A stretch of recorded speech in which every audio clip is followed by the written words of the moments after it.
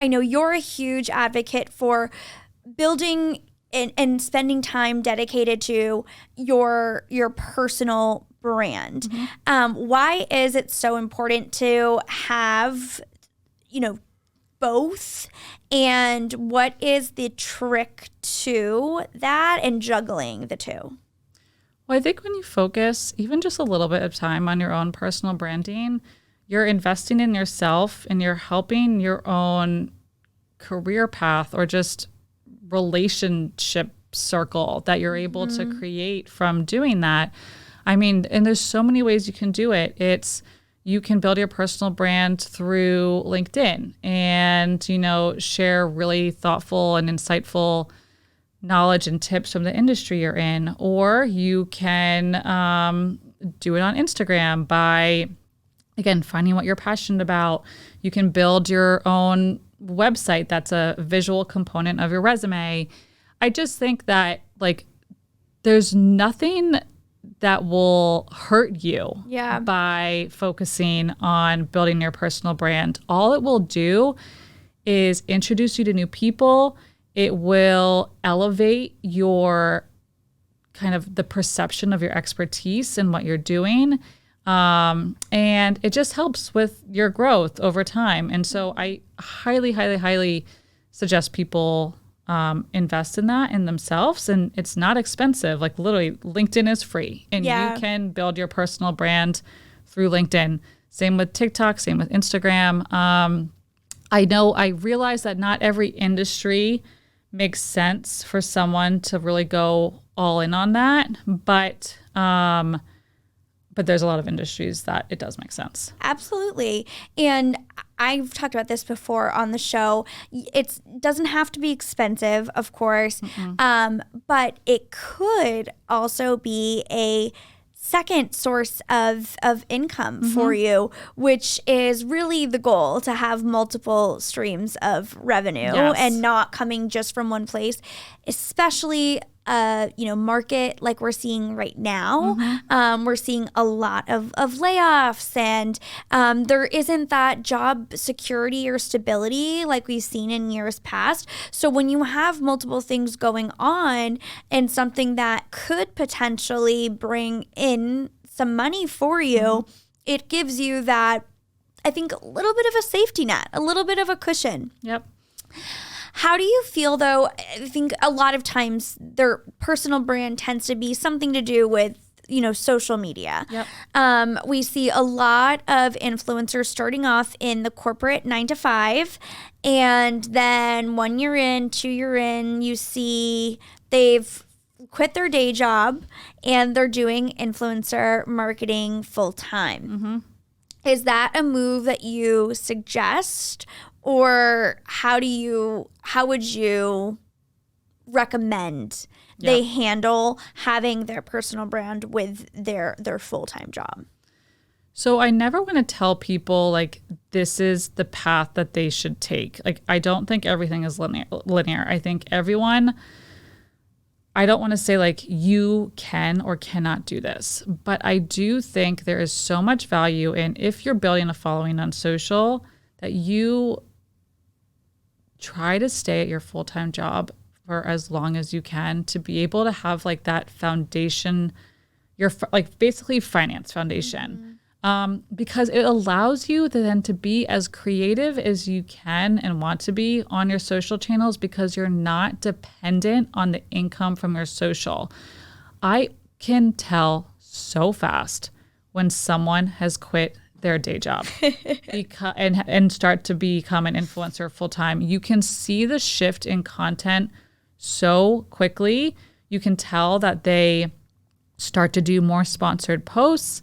You can see a difference in the relatability of some of their content, because before they were doing it before work, after work, on the weekends, during their lunch break, whatever it may be, and you really felt like you could connect with them. I take a look at someone like Alex Earl. She is taking off or has taken off. She has a massive following, and I love that she's still in college and that she didn't drop out. Yeah, she's still taking videos of herself in class, going to her like sorority parties. Yep. I mean, she's in her messy dorm room with her roommates. That's why people love her. But imagine how unrelatable she would be if the moment she started going viral, she dropped out of college. Then she's 1,000%, because I think it's very clear she comes from some sort of money, right? Yes.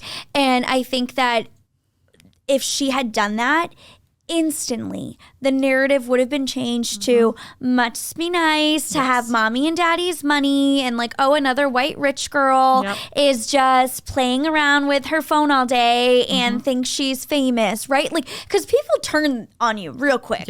Real quick.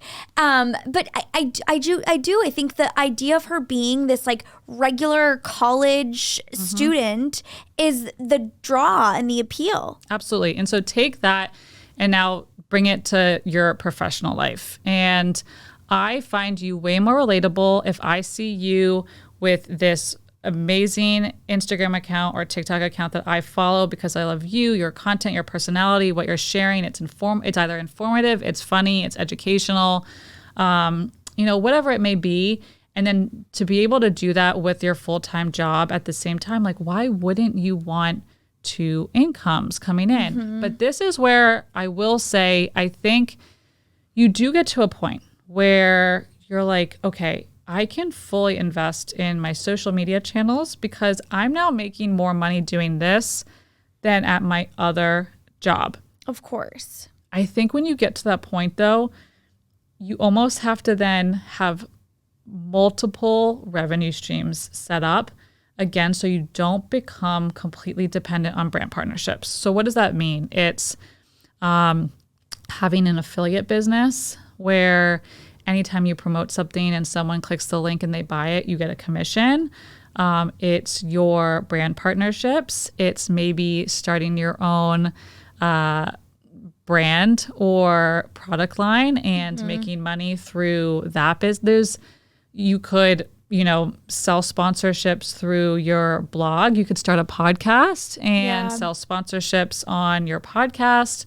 And so that's what I would say is like the most important part is once you decide or realize that you're making more money as an influencer than you are at your full-time job, and that is hindering you from making more money, it's just making sure you diversify where you're making your money. Because if one day, all of a sudden, like during the pandemic, brands just all stopped and paused their partnerships because they just didn't know what to do. Like all their marketing budgets got put on hold.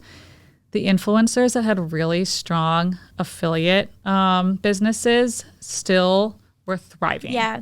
And so that's the thing is like you're not solely dependent on one thing. I think that's where the risk comes in. And, brands, they don't always pay on time. Yes. Right? Or, maybe there was an issue with your phone and you couldn't post, so you're delaying when you're going to receive payment.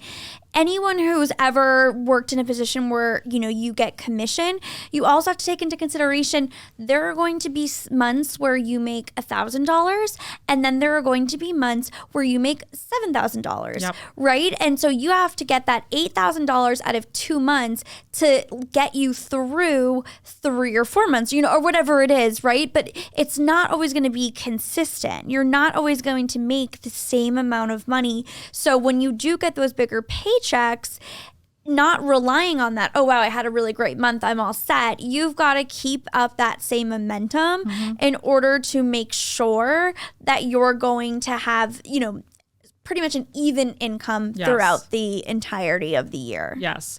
So I think, long story short, I think that I always recommend go as long as you can and keep your full-time job and your side hustle. And then if you do decide to invest all of your time into your side hustle that has now become like your main hustle, just make sure you diversify it so that, again, you're not reliant on just brand partnerships or just affiliate. You have more control over your life financially. And you just said it, sometimes brands don't pay on time. And if you were really dependent on that brand partnership or that company to pay you within net 30 or net 60, and now it's 120 days, I would be sweating. Yeah, I'd be sweating buckets, man.